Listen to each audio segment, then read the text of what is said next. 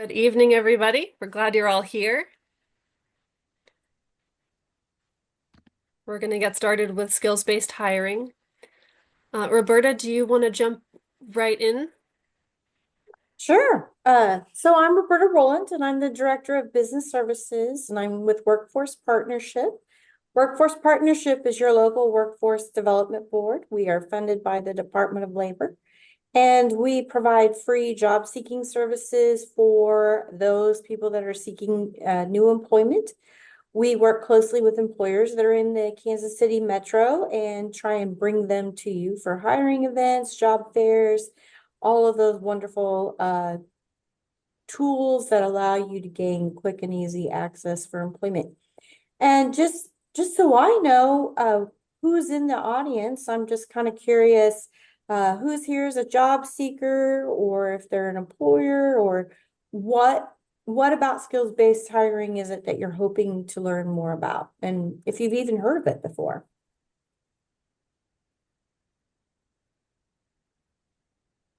And we have job seeker in the chat. That's Margaret. Okay. And Kendrick has not heard of this particular skills-based hiring approach, but is interested in that. We've got several folks saying job seeker in the chat. Perfect. Wonderful. Okay. Those of you that are job seekers, how difficult are you finding the job hunt right now? You're welcome to use the chat or to unmute yourself if you'd like to just join the conversation. Absolutely. Very difficult. Okay. I see several say very. Mhm. Has anybody been looking for a job longer than 3 months?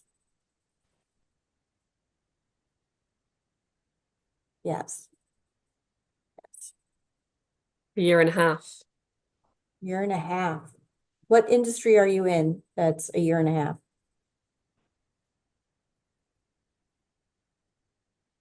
And you can feel free to just unmute and chat. Software development. And we have another person who's not actively seeking right now, but spent many months a couple of years ago. Okay. All right. Oh, and Henrietta, you're muted if you'd like to just hit unmute. Thank you. I'll jump in. I just retired 4 months ago, but I am contemplating part-time work or maybe future work. I'm really interested in this whole ageism question, and that's why I'm attracted, because I have a CV. I'm an academic. I'm a college professor, academic with lots of interesting skills. But I put my dates on my CV, and I think it has cost me jobs in recent years. So I'm trying to think about how to repackage myself for all the things I know how to do versus the things I have done. Sure. Absolutely. I think we'll get into that. Yeah, and we've got some other folks echoing that ageism is a concern, several. And we have some folks who are currently employed, some folks who are kind of dipping their toes into seeing what's out there for opportunities. Knowing my value. Absolutely, Mhm. Emma. Yeah. And just to reiterate for those who are just joining us, you are welcome to unmute yourself to just join the conversation. Or you're welcome to drop things in the chat, whatever you prefer. And we still have people trickling into the session, so. Okay. All righty. Well, I'm gonna just kind of get started here. We're about 5 minutes in, so Absolutely. we'll move forward. So skills-based hiring was born just a couple years ago. Recording in progress. Okay. And it's relatively new. Not a lot of people realize it's taking place in the workforce. And so that's why I'm doing this presentation, is because I do want to help job seekers be able to market themselves better for employment. And so, like I said, I'm from workforcepartnership.com. We're your local workforce development board. We do provide free job seeker and employer services. We also have a free online job board. We do vet every employer that posts a job on our page. So we try and reduce the amount of job board scams that are out there. So it is a relatively safe place to go look for a job. I say that only because you just never know when one sneaks through, right? So I can't give a 100% guarantee, but most of the jobs that are out there are absolutely real jobs in our local community. Oh, this is Yeah. So then the next thing, I was just kind of curious, what do you wanted to learn from our time together, which we did do that. So if you're a job seeker, employer, just curious about it. If you haven't had a chance to kind of comment in the chat, about where you sit and what it is you're hoping to learn with our time together, feel free to go ahead and put that in the chat.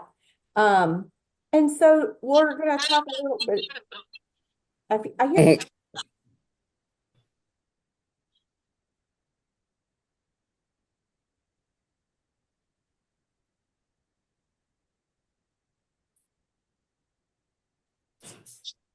Can you hear me now? Yes. Okay. There's always some little technical difficulty, but it's okay. We're good.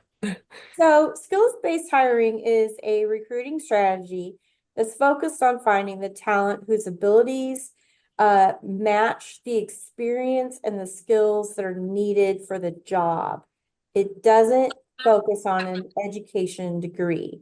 So the fact of the matter is about 75% of the jobs that are out there in the current job market do not require a secondary degree. Most of the jobs out there honestly take some sort of certification, experience, right? And a person that's just willing to learn and do the skills that are needed to develop themselves for that job.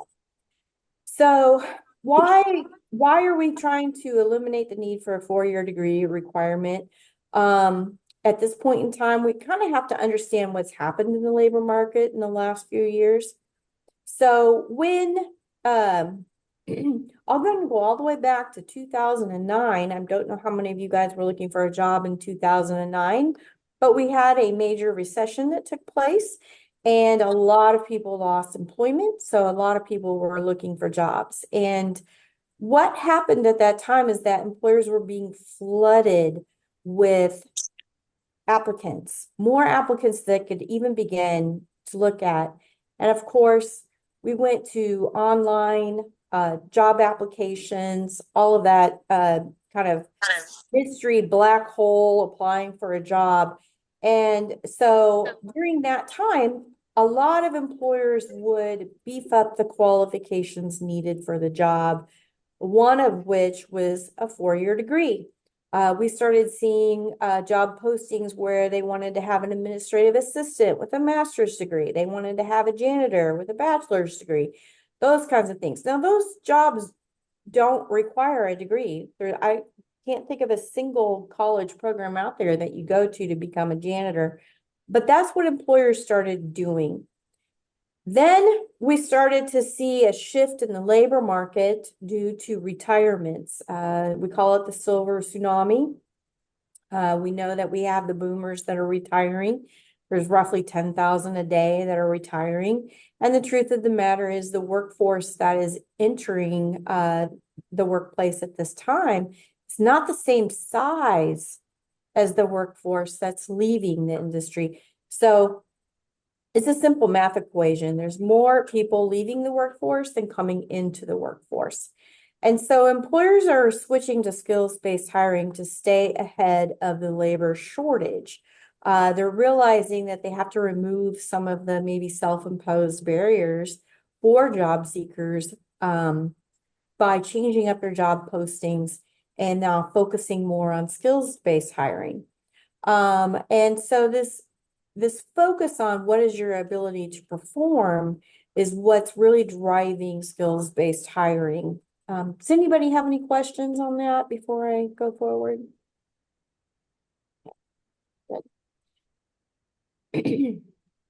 I have a question. Sure.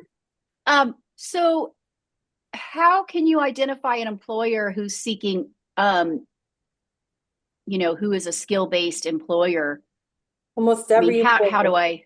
Yeah, almost every employer is a skill-based employer, and we'll get to that later in the Okay. presentation. And if I Okay. don't answer that question for you, please ask it again, okay? Okay, thanks. All right, so I kind of laid out the land that employers started doing this inflation of education requirements as a way to weed out candidates. And then I laid out that we started to see fewer candidates because of the labor shortage. And as that candidate pool started to shrink due to the size of the workforce, another phenomena was taking place, and that is that fewer young people were going to college. College enrollment has actually decreased in the last 10 years. They're not, the young people are not going to college the way that they were. And part of that is because they don't want to be strapped with that large amount of college debt.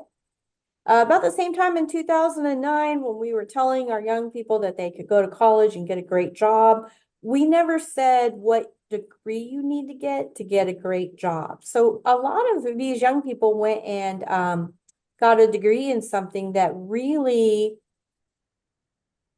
didn't produce positive employment options. So then we had a lot of people out there with degrees, heavy college debt, and they're working entry-level jobs that honestly didn't require a degree.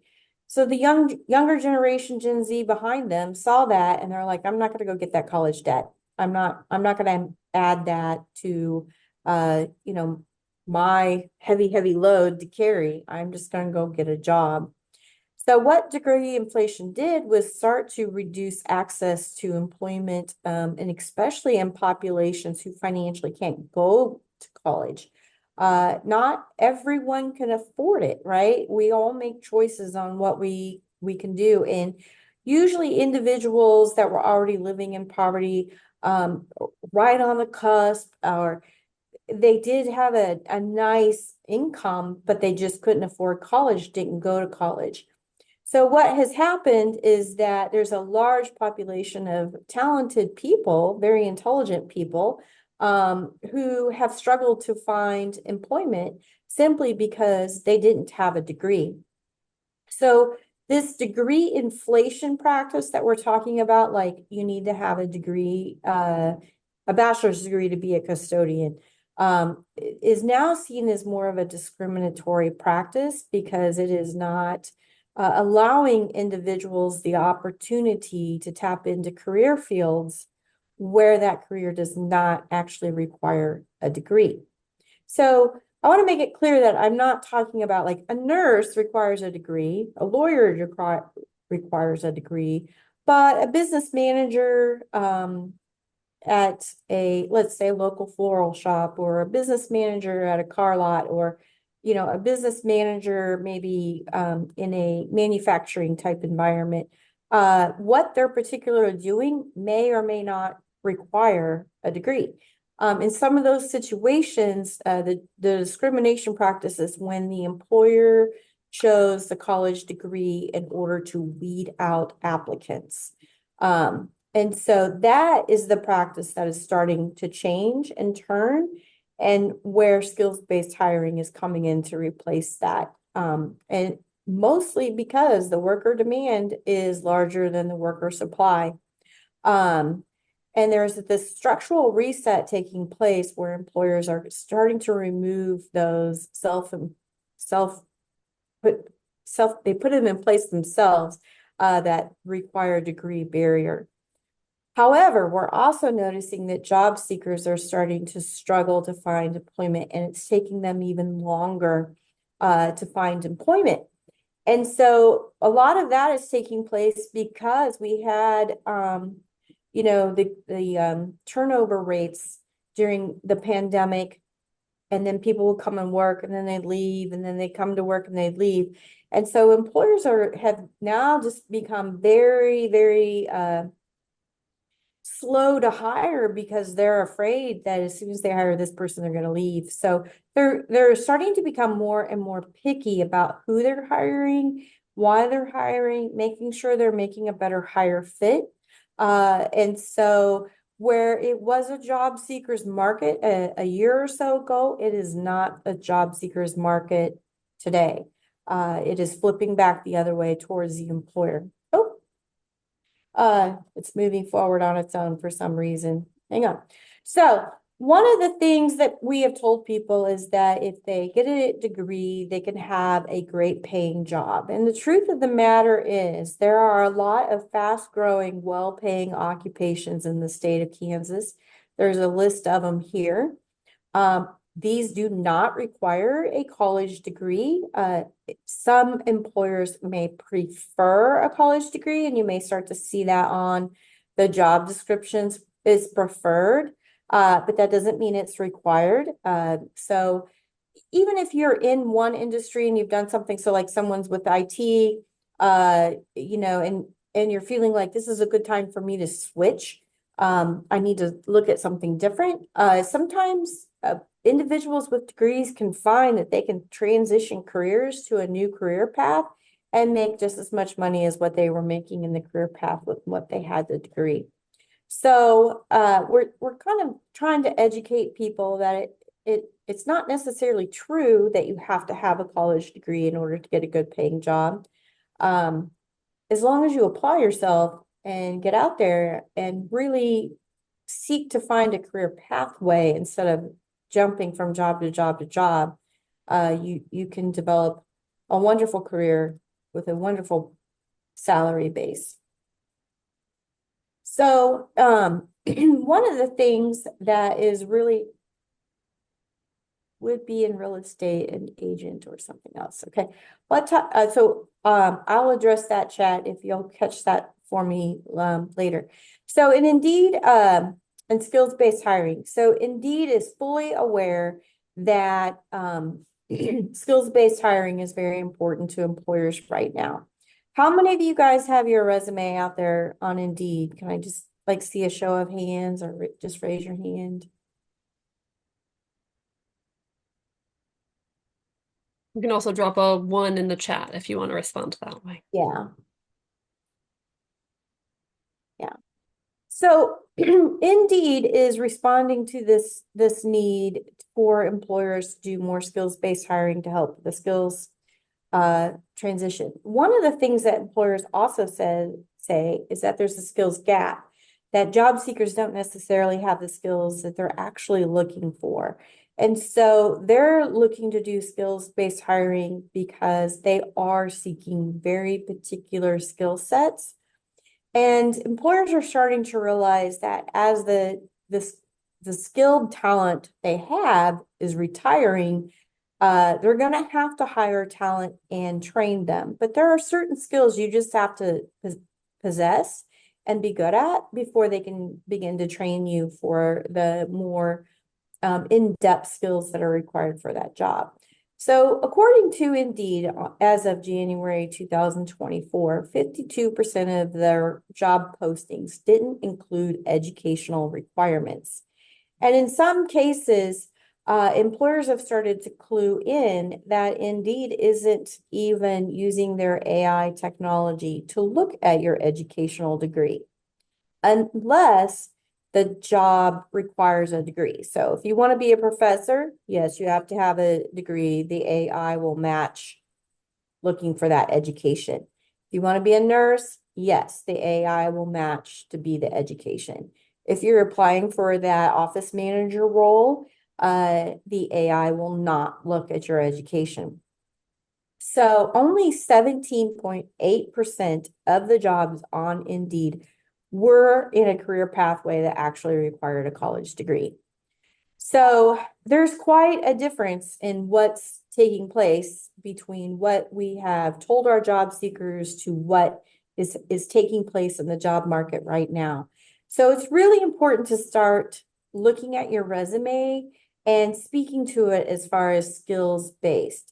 So as they surveyed their customers and found that they had very strong candidates that were overlooked simply due to a lack of academic credentials, they started to go back to the employers and say, well, why is it you're asking for this degree when it's not part of the skills that you're asking for? You're asking for 5+ years of experience, and that's not going to match up with the new grad. That's not an entry-level role. And so Indeed has really done a lot to kind of educate employers about how to recreate those job postings to actually be more in alignment with what's going on in the job market. And so what Indeed has even said is that entry-level roles aren't in alignment with entry-level skills. So employers are starting to use like years of experience and those kinds of things as a new way to weed out. And oftentimes that's where candidates won't apply for the role. They're qualified and you see 5 years experience and you're like, I have 3, so I better not apply. But I'm going to tell you, you better apply because they may not be seeing the candidates that they're hoping for by using years of experience as a weed out tool. So one of the things that Indeed is doing is they're doing some skill content. I work with job seekers all the time, and I will say the number one struggle I think everyone has when it comes to creating your resume and getting into the job market is we all have trouble identifying the skills that we have. And we all struggle to understand what talents I have and how that's going to help an employer. I think in many ways, we all kind of have a few in our mind of what I can really do this well, but how do I communicate that to an employer? And so this resume building on Indeed, this link right here, career advice, news, skills-based hiring, is a place where you can go as a job seeker to kind of help put in your resume and then help you weed out your skills based on the job experience that you've had. And then it helps identify the skills that you need for the type of employment you want. It will also suggest to you skills that you may need to acquire. So if the job actually requires kind of a certificate, a short-term training program, any of those types of things, Indeed's kind of help you pull those things out and identify it. So this is very helpful for anybody that's trying to transfer into a different career pathway. It can take, so for instance, I'll see teachers a lot of times they're transitioning out of teaching, they retire from teaching, but they still want to work. They create their resume and it looks fantastic if they're looking for a teaching job, but they're not looking for a teaching job. They're looking for something in business. And the resume speaks to their past. It doesn't speak to where they want to be in the future. So going out and doing this on Indeed can help you pull out the skills that you need to get to where you want to be in your next career path. So when I speak to employers, and I work with a lot of employers in the Kansas City metro area, the first thing employers tell me is, we just want the talent to show up. And so it's a huge phenomenon. It's been taking place, but employers used to ghost job seekers. Job seekers would say, I've applied to their job board and I haven't heard a darn thing. I've applied to 6 of their jobs and I haven't heard a darn thing. And then they started working with their technology to where when you applied for a job, it was almost instantaneously where you got the email back that said, thanks, but no thanks. We're considering other candidates. And you're like, well, how'd they do that in 3 minutes, right?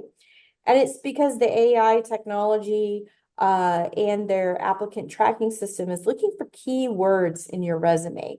And if you don't have those keywords in your resume, they kick you out of the system as quickly as possible. Those keywords are directly tied to the skills that they're looking for.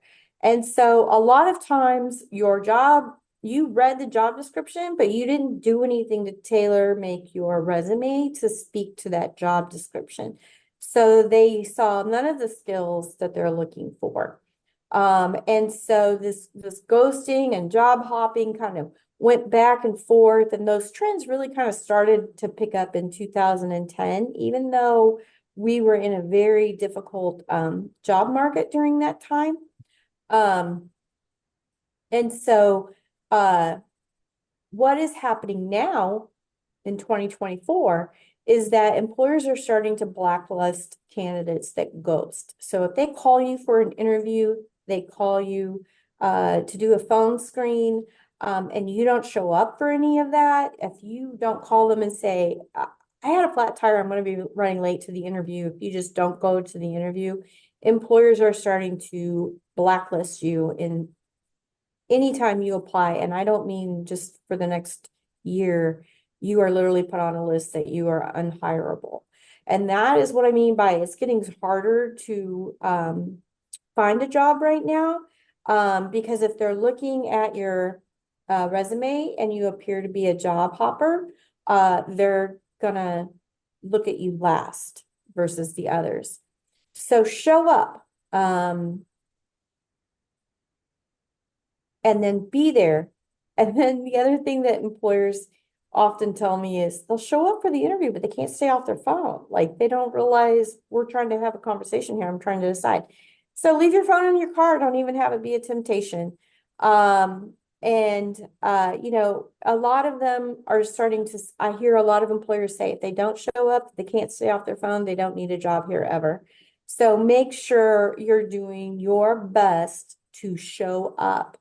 I know there's a couple things that popped up in the chat. I don't know if we want to Yeah, do you address want to that. jump to those comments now? Sure, sure.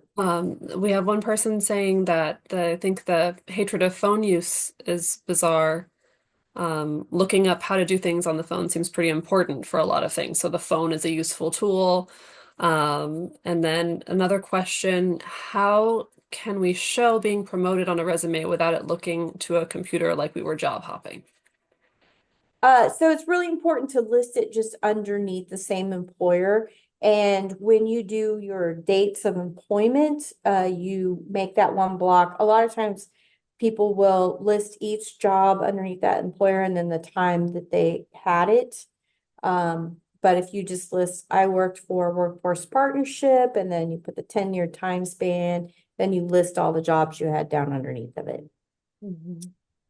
That person followed up with they talked to a recruiter who said they were eliminated because of that, but they were able to see it wasn't the case.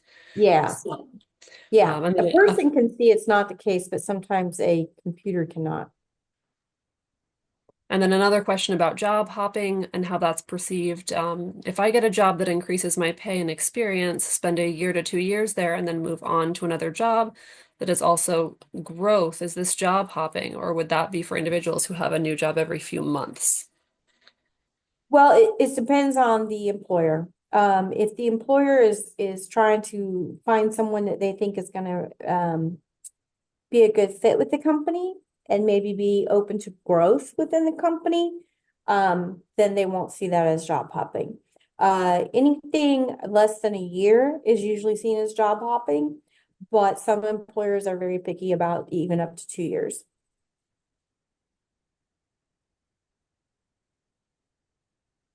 And job hopping a lot of times is very apparent on a resume because the career path doesn't show any progression. I worked at Sonic, I worked at Burger King, I worked at Wendy's, right? It's kind of the same thing all over the place. Instead of saying, you know, I worked as a cashier, then I became a shift manager, then I became a manager, that kind of a thing. Is Uh, progression a really important thing to demonstrate whether you've moved around or if you've stayed in one place? yes, it is.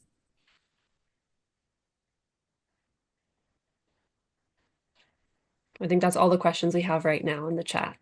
And everyone feel free to drop more questions or unmute if you have, or raise your hand Sure. if you'd like to do that. Yeah, sure. So the primary skill that I think all of us have is, you know, do you show up? Do you go to work? Are you on time? Are you punctual? Do you contribute when you get to work? A lot of employers say they get people that come to work, but then they don't do anything to contribute. And so those are the things to really think about. You know, what's your work ethic? How are you going to apply yourself at the job? Because those are the questions they're going to ask during an interview. And if your resume doesn't sell that skill, then you're going to have to be prepared to verbally sell that skill. And that might have to, we have a comment in the chat that they work for an employer that encourages internal movement, but that may not be appreciated by every employer. So I don't know if you want to comment on that and whether that comes down to how you sell yourself verbally and on your resume. It does. And internal movement is good. Like I said, in your resume, you would just show beginning to end of the employment. You wouldn't show every position and the time frame that you had that particular role with the employer. Yeah, maybe finding a good way to talk about it is good. The key here is we're trying to get past the applicant tracking system.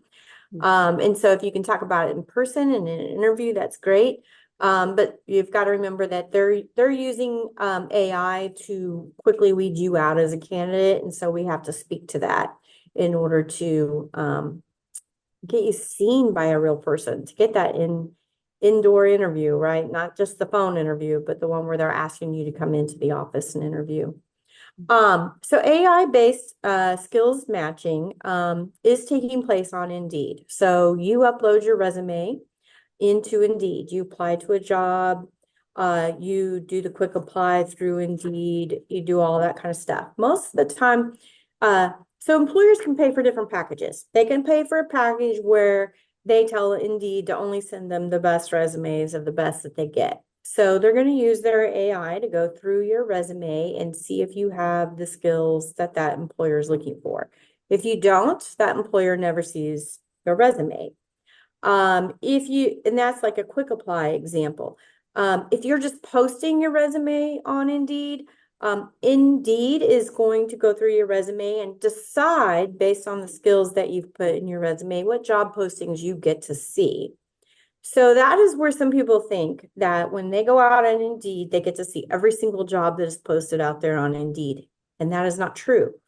Their AI is going through your resume and deciding what job postings it's going to send you, this is where I talk with job seekers a lot. Like, do you see the same job postings all the time on Indeed? And if they're like, yeah, and I'm like, yeah, because they've already used their AI to kind of figure out what jobs they think you're qualified for, what jobs you're already a good match for. So the best thing a lot of times is to not upload your resume to Indeed until you know what it is you're looking for, or to just do generic searches on Indeed, like just put in a zip code, 25 miles, or just see what pops up. Sometimes you'll find things that are in your career pathway that you really want that you never saw before because you just did this very generic search and you didn't tell Indeed a whole lot about yourself. And yes, so somebody said that in the past they've dabbled with chat GPT as far as doing in the job descriptions. And yes, sometimes you can do that and kind of weed out some of the skills that they're really trying to search for in that. And so one of the things to really keep in mind is your resume, no matter what, is how the employer will find you. It doesn't matter if you're applying on their job board or if you're doing a quick apply on Indeed, which I never recommend doing the quick apply on Indeed because you don't know if Indeed is weeding that out. You don't know if it actually gets to the employer. But if you go to the employer website and you apply for that job on their website, you can. Sometimes Indeed is very guilty of reposting jobs. They've done that with jobs that I have posted. I've already filled it. I've had somebody in the role for 90 days, and Indeed is still posting my job out there. So they're old job postings. So even when you search on Indeed, make sure you're searching for jobs that are posted in the last 2 to 3 days. If you're applying to a company and you're like, yes, I really want that job, that sounds fantastic, go to that company's webpage, make sure that job is still posted on their webpage, because Indeed is guilty of that. I know for a fact by posting jobs out there myself. So your resume is absolutely important. And so with the skills-based hiring, a one-page resume starts to become essential. The best format for this is the functional resume. And this is a reflection of the skills that you have that match the job description. So with every job you apply, you're going to sit down, you're going to read the job description, you're going to highlight to yourself, I got this, I have this skill, I have this skill, I have this skill. And those are the skills that are going to go on the very top of that functional resume. so that you know you're targeting them. And if the employer mentions a skill 2 or 3 times in the job description, that is probably one of the key words they're using in order to weed out applicants. So if you see it 2 or 3 times in the job description and you have that skill, you want to make sure you're getting it in the top of your bullets as your skill set. So skills-based hiring, here's some of the skills that employers are looking for. And so these are often skills that can be soft skills, and people tend to overlook their soft skills. You know, one thing when I'm working with teachers that I point out is teaching usually has a very strong work ethic. How do you communicate that you have a strong work ethic? It's very hard. It's hard to put that in a bullet, right? So, but you can list it as a soft skill up in your skills, especially in a functional resume. Creative thinking, that's very hard to describe to an employer that you have creative thinking, but a lot of times you'll see that in a job description. So literally list that. It's a soft skill. It's up at the top. Not everyone's a creative thinker. Computer knowledge and training. So I put this there because that's really going to be unique to every single person. Everyone has different type of computer skills, different things that they've learned. Some of us are very beginners, some of us are experts. So make sure you identify your computer skills that match you. I know somebody made the comment earlier about using AI or chat, GPT, or whatever to create the resume. And I caution people on that because I've worked with job seekers that have done that to create their resume. And I'll say like, I'll use one as an example. I worked with an individual and it was process improvement. And they had a bullet on there and they, in their resume, that talked about process improvement. And I said, well, what did you do with process improvement? Because you don't have that listed as a skill. Process improvement is very intentional. And if this is something you've done, you would list this as a skill. And they said, well, I just use AI to help me. I don't even really know what it is. So if you can't speak to it, if you can't provide any factual evidence of how you use that skill in a previous workplace, do not put it on your resume. More and more companies are getting very savvy to AI looking resumes. They're written differently. And if you have 500 people out there Googling this for a resume, and then you get 500 resumes and the sentence is exactly the same in all of the resumes because they all use the AI, they know that you're not actually writing it. And so what that tells them is, one, you don't have integrity.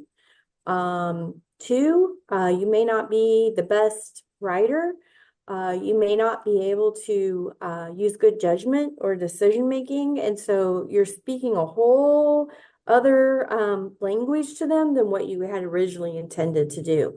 So just make sure that if you're using AI to help you generate your resume, that it actually speaks to your skill set, and maybe rewrite the sentence to take out the parts that you don't actually have as experience and add in the parts that you do. And so one of the things that I see a lot on resumes, because people will use the resume templates that are available through a wide variety of avenues, is the objective on the resume. And it is no longer necessary to put objective on your resume. Just you'll go from your name, your contact information to an opening paragraph that catches their attention. Keep it 4 or 5 sentences maximum. Make sure you remove your personal feelings from that little opening paragraph. I know that sounds kind of silly, but I can't tell you how many times I've read that little paragraph that said, yeah, my former employer fired me and I'm looking for work. You know, they're just very honest and they're out there, but their personal feelings are not going to get them the job that they want. And make sure you show that you're professional without using the word professional. So a lot of times people will say, I'm a very professional individual. And the fact of the matter is your resume should look professional, and then that tells people that you're professional. We have a question in the chat. What do you call the opening paragraph if it's not your objective, or what distinguishes Yeah. that? You don't need a title for it. That's just it. You just start with the paragraph. Um, and so Just a so personal introduction? you don't even need a personal, you put your name, your contact information, paragraph. It recruiters know it's an objective. And So Kendrick's we don't have asking to tell about, them, we don't have to tell them it's an objective uh, anymore. Yeah, yeah. yeah. And Kendrick's following up with, do you have a template for a skills-based functional resume that you could share? And I will share that there are a lot of resources through the library if you want to share some through Workforce Partnership as well, of course. But for anybody interested, if you go to the library's website and go to research and then career development, you'll find BrainFuse has templates, live coaching, and a variety of resources like that, including Yes, the functional absolutely. resume. Absolutely. And the other thing about a functional resume is it used to be used for like entry-level talent or talent that has a ton of experience, right? They've been in the workforce for a long time, so it's good uh, for both uh, new to the workforce, been in the workforce for a long time. But the other thing that's really great about a functional resume that's coming into light with the skills-based hiring is that you're telling the employer what they need to know. A traditional resume is really a snapshot of what you've done, where a functional resume is a snapshot of where you want to go. So it can help remove some of that pigeonholing barrier. So if you were always an administrative assistant, you're trying to get to something else, it allows you to really showcase your skill set and your ability to grow. And it does not focus in so much on what or who you worked for and what your position was. So that's the key thing about a functional resume versus a traditional resume is that it helps you get a lot of powerful information into one page, but it really takes you taking time to develop that. And so just looking through it on any, if you spend any time looking at anyone's resumes, 8 hours a day for a week long, you'll start to see there's just a lot of filler in the traditional resume. And a functional resume starts to break it down into a very quick snapshot, which helps that employer quickly identify that you have the skills that's match. And you mentioned that seekers should avoid using professional as a word in their resume. We have a question from Julia in the chat. Are there other words that should not be used? Like saying, for example, I'm passionate about a particular thing. So that is where you're talking about personal feelings, or Mhm. you're passionate about. So if you were to say, I am passionate about uh nonprofit, right? And helping individuals, and I want to be a case manager, that kind of thing. That could still be kind of seen as, well, what level of passion do they have? Like, you know, so sometimes when we use feeling words to express our desire to do something, it can leave questions in the employer's mind. And so one thing you could say instead of saying passionate is, I am very driven Mm, too. Yeah. mhm. That's a really Um, interesting contrast. yeah. Mm-hmm. And then we have a clarifying question about a functional resume format. Mhm. Sure. Does that show employment dates? Yes, it does. But you don't have to put so in a functional resume, you're going to put all of your experience and skills that match the job that that employer is looking for. And you're just going to list the employer down below and the date. That's And it. to and to You're not going follow to follow on to that, I want to make sure we got the question about how to address long gaps, since we're talking about having dates on your resume. yeah. So that's another thing that a functional resume helps with is it helps kind of conceal long gaps of employment. So it's good for that too. So it does include dates, but not in-depth, really detailed dates, perhaps. So you could say January 24 to January 25. Ah, March 2024 to January 2025, something like that. But you're mhm. not going to have like the bullets with all of the I did this, I did this, I did this, right? Um, Um, may I ask a question? I'll just jump in. sure. Um, I put this in chat, but it didn't really get answered. I'm willing to go and look at the guidance of the various sources, but as a writing teacher and a writer, I find it really interesting to have examples. So do any of these sources give, and they don't have to be real names, but examples, real examples of what an effective functional resume looks like? You can Google an effective functional resume on Google, and you're going to see hundreds and hundreds and hundreds of examples. But I Uh, want to see what you all think is effective. well, what's Um, effective is what gets you the job. And so, I know, what but there are no samples on those sources that you all are Well, suggesting there'll to be resources. samples out there, but it's up to you to like build your skill set speak in your terms as to what's going to fit that job. And so they do have to match the job description. So that's why saying this is effective is very kind of a hard answer. We can show you lots of examples of a functional resume, but if you're not looking at that job description and then pulling out the skills that are matched to that job description, it won't be effective. Yes, I understand that. Okay, Yeah. thanks. Yeah, And BrainFuse does have some things that might get at what you're looking for in terms of samples, tips, and more curated guidance or like document specifically like crafting your application documents. So I would say look there first. absolutely. Absolutely. The other thing just to keep in mind is that usually your resume demonstrates your computer skills. And so if your resume is very flat, you don't put a whole lot of words into it. An example of that, it'll be like one that I'll see sometimes they'll say, well, I worked for the hospital in the dietary aid, and they'll list I carried trays, I took out trash, you know. And so that tells me that you're not a very strong communicator. You may not be able to write very well, and that you may not have the computer skills that I'm looking for. So make sure that you're using, full sentences. You're using bullets. If your skill set is creating reports, you highlight I create Excel reports, that kind of a thing. So make sure that you don't streamline it too much, but that you're making sure you're showing that you're a professional, you're a communicator, that you are able to write. All of those things show up on your resume just by how you put it together. The other thing that you want to make sure is if you're a team player, you tell people you're a team player.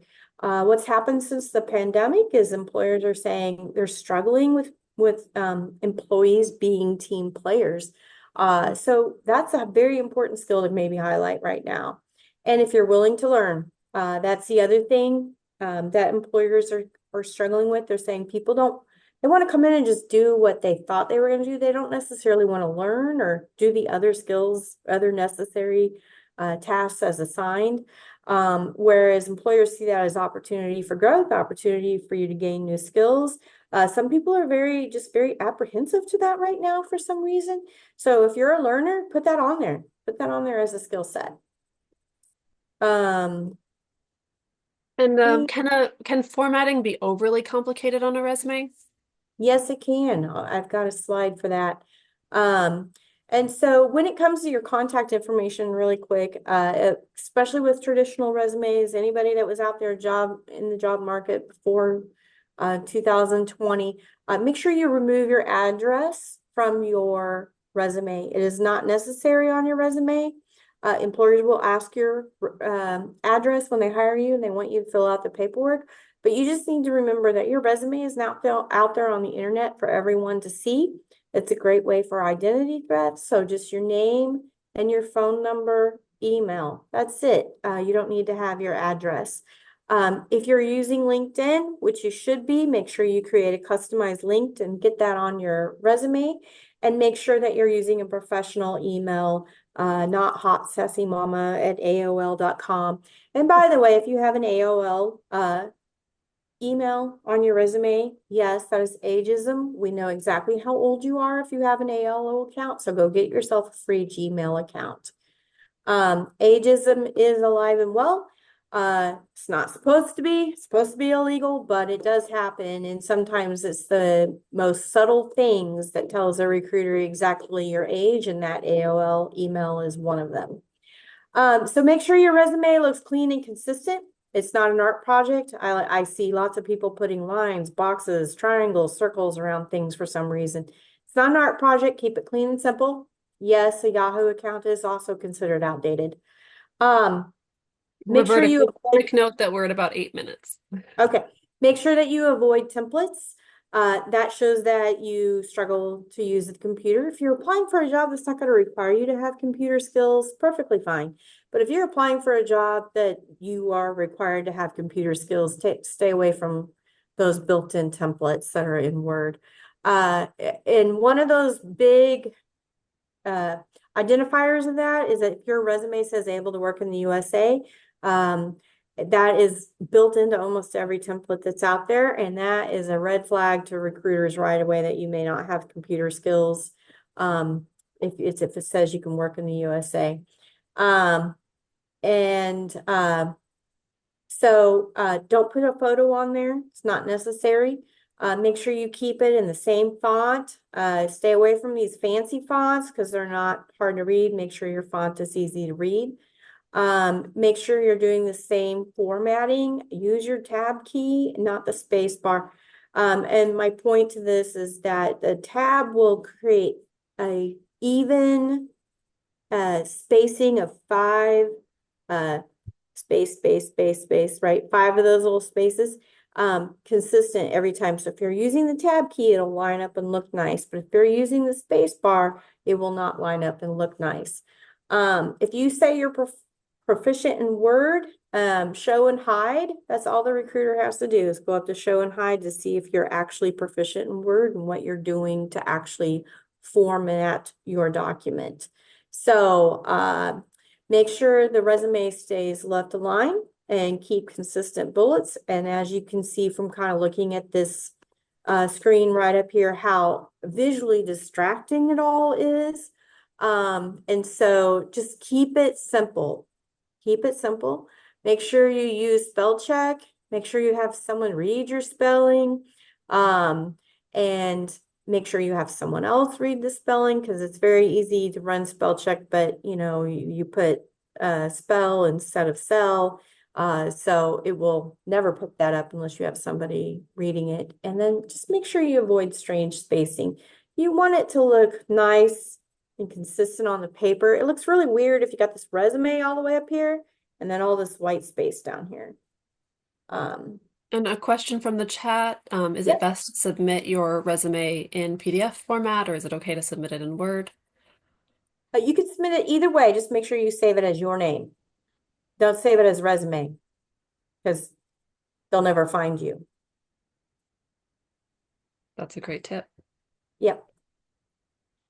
So your work experience in a traditional format is great when it's done right, but it may not tell the story that you want to tell. And so that's really what we're talking about, the functional resume.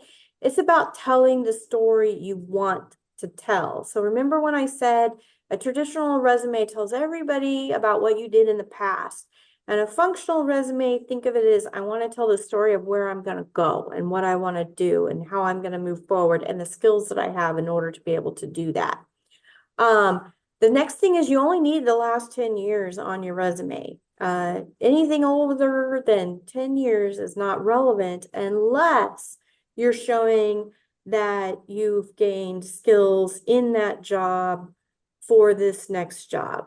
And some of you in the more professional level, the software person might do that. They may still be asking for some old language experience, and then you'll need to showcase that.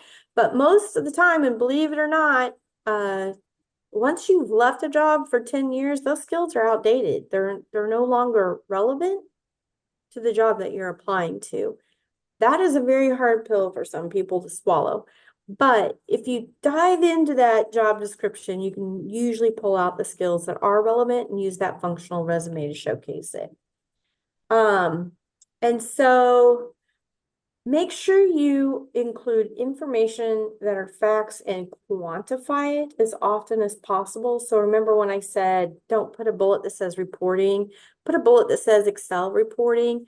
The fact of the matter is, if you want to quantify that, you could say built up to 20 Excel reports weekly, handling a budget of $2.2 million, blah, blah, blah, blah. So that's what I mean by quantifying it. Just go ahead and build that bullet out and tell the whole story. And then bullets or sentences or small paragraphs to kind of describe your skills are okay. As long as you stay consistent. Don't do a bullet and then a sentence and then a small paragraph. Keep it all the same. As long as you're consistent, that tells the reader, and you tell the reader why you're a great fit for the job, and it looks clean, it looks cohesive, then that shows that you understand writing, communication, all of that kind of stuff. And so you don't have to put that bullet in there that says strong writing skills. They'll see it. They'll see it in the resume. What if my highest level of responsibility is over 10 years old? That depends on if you're applying for a job that is going to require that same level of responsibility. If you are wanting to get that same level of responsibility back, go ahead and put it in there. If you're not, it's not relevant. In our last couple minutes, I wanted to make sure we touched on the in-demand real estate jobs question that we had earlier in Oh, the yeah. In-demand real estate jobs. So what was that question exactly? What careers are in demand in real estate? what that would look like, agent or other things like that. Usually it's an agent. You start as an agent. After you get some experience, you might be a broker. You could be a commercial agent. You could be a residential agent. And that's usually going to go get that degree. It's usually like 2 years of or 2 weeks of specialized training, a certificate that you have to pass. You can't have a criminal background. But you can most certainly be in a career path in real estate with just a few weeks of education and making sure you pass the exam. And usually you have to have a realty company that's willing to take you on, willing to invest in you, because that schooling can cost upwards about $7,000. And some realty companies will offset that if you promise to come work for them. So I did say I'd talk about ageism just a little bit. We might go over by a few minutes, so I apologize. If you need to leave, you can leave. If you want to stay in here, please do. But education or a game of guess my age, right? So the fact of the matter is you don't have to have the year on your education. I graduated from William Jewell College. That's all I have to tell you. If they need to know what year I graduated from William Jewell College, they will ask it on my new hire paperwork and I can fill it out then. But otherwise, you do not need to put that on your resume anymore. Employers know that this has been used as a tactic to show age, to age discriminate. And so they're starting to tell recruiters, you don't need to know, don't put it on there. You only need to list your last completed education. You don't need all of your entire history of your education. So I don't need to know where you went to high school, college, where you got your graduate degree. If you just got your graduate degree, then you put that on there. It's okay to mention I've had some college, but didn't graduate. Perfectly fine to do that. You can mention how many credit hours of college you have. And please, please, please, please mention any education that you've gotten through alternative resources. So like military services or any type of certificate training, make sure you include that. And you'll only include certificate training if it's relevant for the job that you are applying. So additional hobbies, clubs, or all those kinds of things, not necessary on the resume anymore. They used to tell you that to put that on there as a talking point. But the truth of the matter is, most of the time, those things are used to weed out candidates instead of include them. So you don't need to put that on your resume. The other thing that tells your age is when you say references provided upon request. Templates a lot of times will have this on there. So you might get thrown into an ageism bracket if you're using a template and that is on there. Everyone knows that you are going to provide references upon request, so you don't need to say that anymore. And you don't need to list references on your resume. I missed that last chat and it popped up and it was an excellent question. Yeah. Did you get the one about whether volunteer service is similar to hobbies and clubs? So if it's a volunteer job and it's relevant to the work experience, please do. Um, a lot of times people might put on there, I volunteer at the dog shelter. It's not really necessary to put it on your resume unless you're working for a vet clinic, something like that. So if you're applying to be a receptionist somewhere, they don't really need to know that you're volunteering somewhere. If you want to include that you volunteer for Ronald McDonald House and you run their meals that are being catered in and you organize that, and you're applying for like a receptionist role where you're organizing materials, people's days, people's schedules, absolutely put that in there. Any other questions?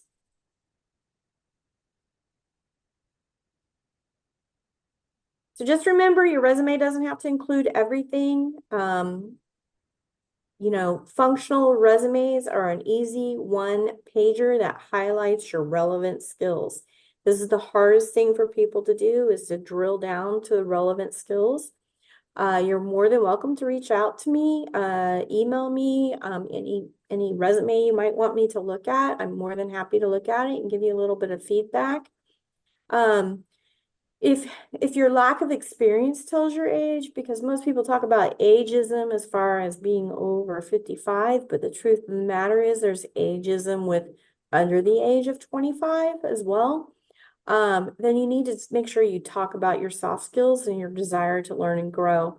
That is one thing with the younger generation, is that they're a little bit shy and timid to talk about their dreams, their aspirations with employers, and that they're willing to grow. So make sure you talk about that in your functional resume.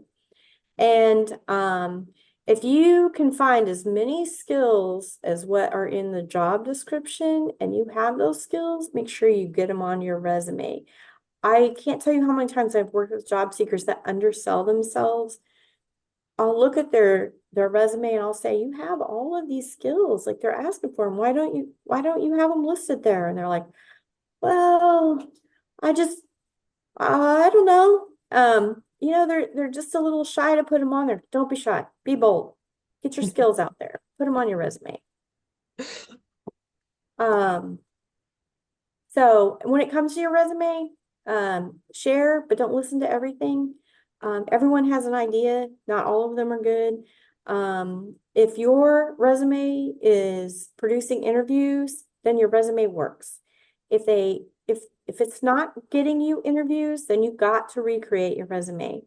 And if you are getting interviews and you're getting second interviews and callbacks and all that kind of stuff, and you're still not getting the job, it's the interview. If you need a mock job interview, if you want to practice, I'm more than happy to help.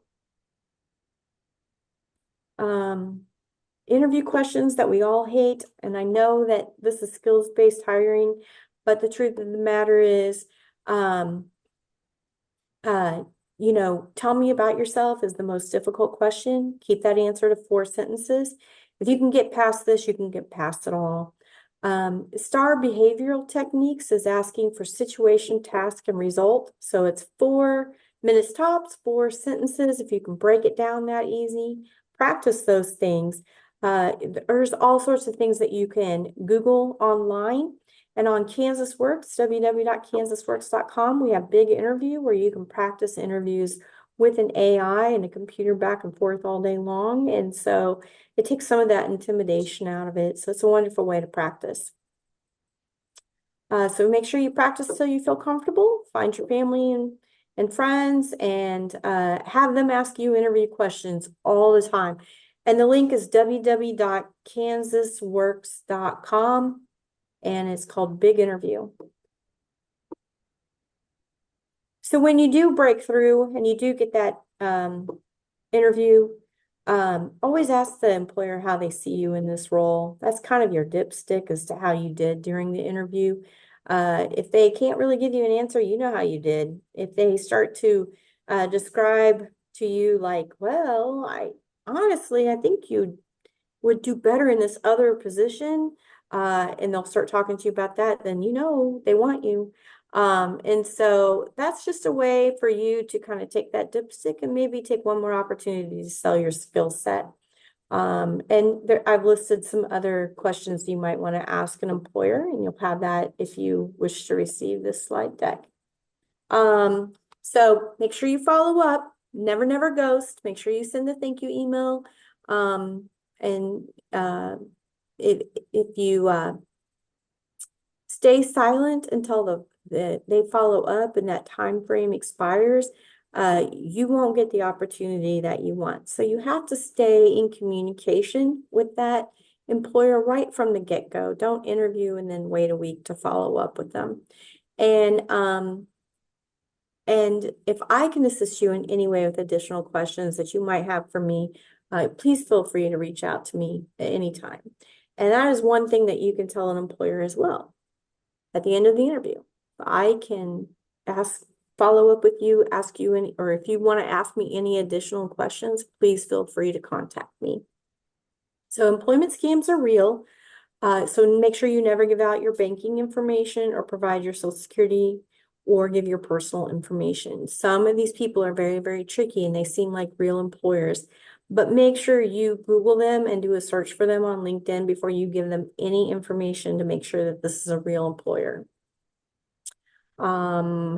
If this is my email, and if you have any questions for me, or if you want me to look over a resume or you want to set up a mock job interview, anything like that, I'm more than happy to work with you. And Roberta, we'd had a couple questions in the chat about sharing slides. We could certainly make a PDF version of that if you'd like to do something like that we can share out with the registered That's participants. perfectly fine. Yeah. Okay. Yeah. Yep, we can definitely do that. All right, we're over time, so we'll wrap up for tonight and get those slides out to you all. Thank you all for joining us. Thank you so much, Roberta, for all of your insights. You're welcome. If you have need of like computer skill building, there's some good online resources under e-learning. And if you want to pursue resume tips and templates and all that, that's research and then career development on the library website. Great. Thanks, everybody. Thank you. Y'all have a good evening. You too.